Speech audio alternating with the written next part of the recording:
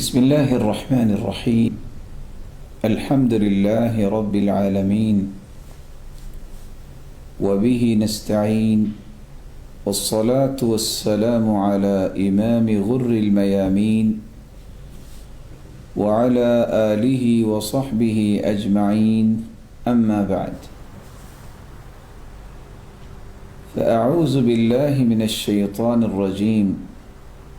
ألا إن أولياء الله لا خوف عليهم ولا هم يحزنون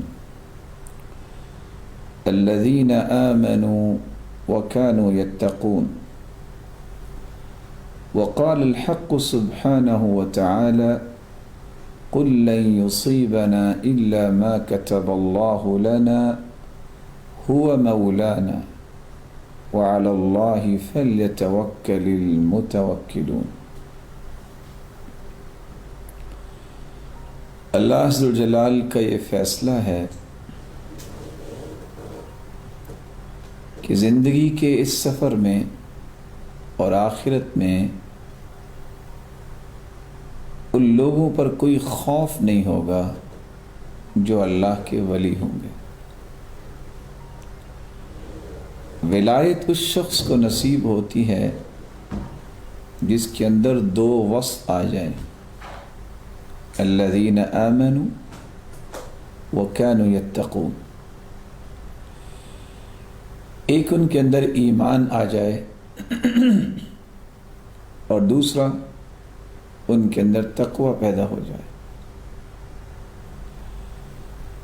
ایمان اس بات پر کہ اللہ کے سوا کوئی عبادت کے لائق نہیں، ان تؤمن باللہ، اللہ پر ایمان، وہی پوری کائنات کا مالک بھی ہے، خالق بھی ہے، رازق بھی ہے اور مدبر بھی ہے۔ کائنات میں صرف اسی کا ہی حکم نافذ ہوتا ہے، اس کے فیصلے کے بغیر کوئی کام نہیں ہو سکتا۔ کتابوں پر ایمان، رسولوں پر ایمان، فرشتوں پر ایمان، آخرت کے دن پر ایمان اور تقدیر پر ایمان۔ خلق اللہ مقادیر الخلائق قبل ان يخلق السماوات والارض ب50,000 سنہ۔ اللہ تعالیٰ نے کائنات کو بنانے سے 50,000 سال قبل تمام تقدیریں لکھ دی تھی۔ بندہ مومن کا اس پر ایمان ہوتا ہے، جو بھی کچھ ہوگا وہ لکھا ہوا ہوگا۔ اس ایمان کے بعد تقوی کی ایک کیفیت اس کے اندر آ جائے، اور تقوی کی عمارت 4 پلرز پہ کھڑی ہوتی ہے۔ الخوف من الجلیل، اس کے اندر خوف صرف ایک اللہ کا۔ والعمل بالتنزیل، اور اس کی زندگی کے لیل و نہار وحی کے تابع ہوں۔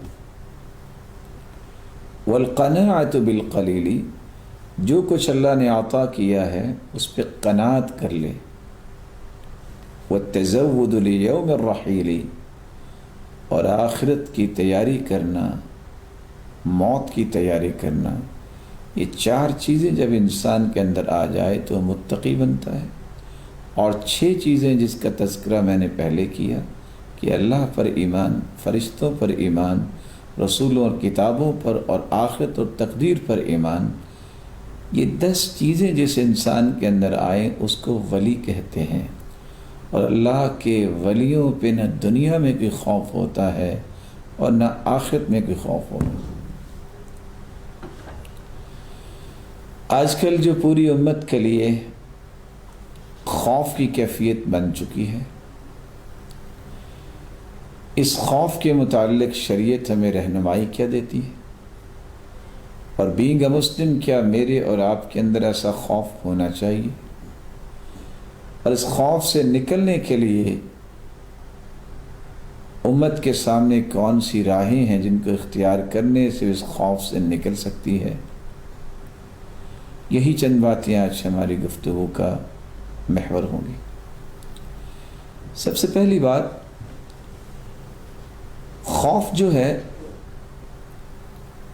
امام ابن رجب حنبلی رحمۃ اللہ علیہ فرماتے ہیں اس کے 3 درجات ہیں۔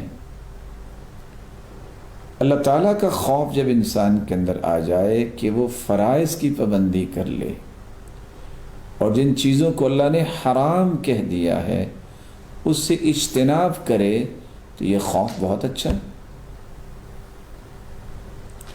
اگر اس سے زیادہ خوف ہو جائے کہ جس سے انسان نوافل اور اللہ تعالیٰ کے عبادت میں اور آگے بڑھے، تو یہ بھی اچھا ہے، یہ اس سے بھی اچھا ہے۔ لیکن اگر خوف کا یہ درجہ بن جائے کہ انسان اس خوف کی وجہ سے بیمار ہو جائے، یا اس کو وہم ہو جائے، یا اسے موت نظر آ رہی ہے، جس کے نتیجے میں نہ فرائض کی پابندی کر رہا ہے، نہ اس سے نوافل پڑھے جا رہے ہیں، وہ کانپتا ہی پھر رہا ہے، تو یہ خوف شریعت میں کوئی بھی مستحسن نہیں ہے۔ اس لیے قرآن کہتا ہے فاتقوا اللہ ما استطعتم، تم اللہ تعالیٰ سے اتنا ہی ڈرو جتنی تمہاری طاقت ہے۔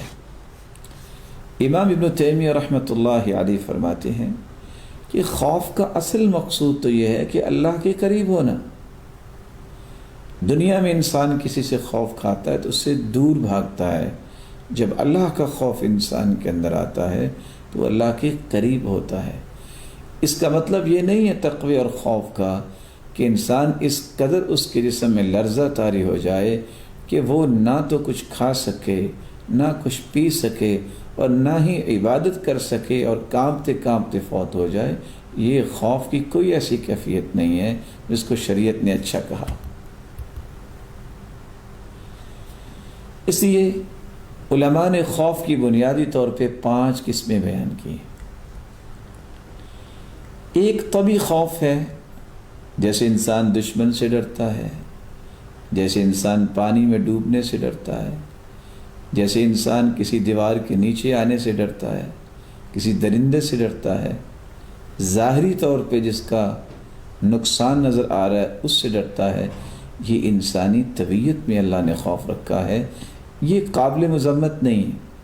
موسیٰ علیہ السلام جب انہوں نے دیکھا کہ وہ لاٹھی پھینکی ہے تو وہ سانپ بن گیا ہے، تو وہ بھی خوف زدہ ہو گئے۔ تو یہ انسان کے ایمان میں خلل پیدا نہیں کرتا، یہ طبعی خوف ہر انسان میں اللہ نے رکھا ہے۔ خوف کی دوسری قسم ہے وہمی خوف، جس کا کوئی سبب نہیں ہوتا، یا اگر سبب ہو بھی تو بہت کمزور ہوتا ہے۔ یہ جو خوف وہمی ہوتا ہے، ایسے نہ ہو جائے، پتہ نہیں ایسے ہو گیا تو کیا بنے گا، یہ مذموم خوف ہے، اور اصل میں یہ جبنا کا خوف ہے، جس کو ہم بزدل کہتے ہیں۔ اس لیے آپ صلی اللہ علیہ وسلم نے امت کو ایسے خوف اور ایسی چیزوں سے منع فرمایا، اور آپ نے جبن، بزدلی سے تعوذ کیا ہے، اللہم انی اعوذ بک من الجبن والبخل، اللہ بخل سے بھی مجھے بچا، اور اسی طرح جبانت سے بھی، بزدلی سے بھی مجھے بچا۔ اور یہ کوئی اچھا کام نہیں ہے، ایک ہو مسلمان اور اس کے اندر وہن کی ایک کیفیت پیدا ہو جائے کہ توکل کے قریب ہی نہ پھٹکے۔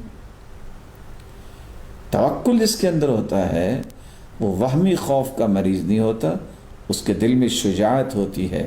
اور اس لیے علماء یہ لکھتے ہیں کہ جب انسان کا ایمان قوی ہوتا ہے تو اس کے دل سے اس طرح کا خوف جو ہے وہ جگہ نہیں بناتا۔